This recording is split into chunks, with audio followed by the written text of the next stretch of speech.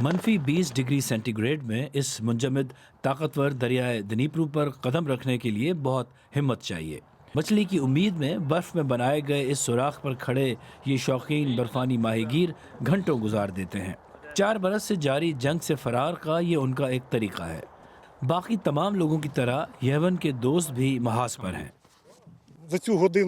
एक घंटे से मैं यहाँ हूँ और इस दौरान मैं अपने आप को हर चीज़ से थोड़ा दूर करने में कामयाब हुआ हूँ। अगर से जैसा कि आप सुन सकते हैं कि हवाई हमले के सायरन अभी भी गूंज रहे हैं, इसलिए इसे मुकम्मल तौर पर अलग करना नामुमकिन है। लेकिन मुझे उम्मीद है कि इससे मेरी कम से कम थोड़ी मदद हो जाएगी।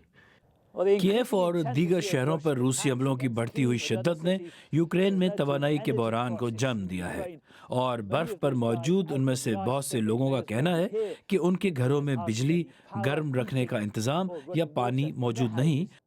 Та так, чуть-чуть, не сильно. जब आप घर लौटते हैं और बिजली नहीं है और कुछ भी नहीं बदला है, तो ये आपका ज़रा सा ध्यान इससे बदल जाता है।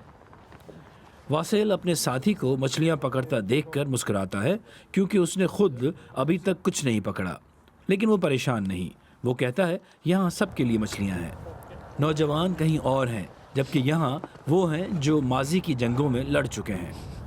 रॉकेट, शाहेद, रॉकेटों की आवाज आती है, लेकिन मछली पकड़ने से मदद मिलती है। help, very help.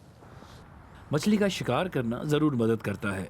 मुंजमद दरिया का वस्त इस जंग के असरात से बचने के लिए एक अच्छी जगह मालूम होती है, लेकिन ये सब बहुत मुख्तसर वक्त के लिए है।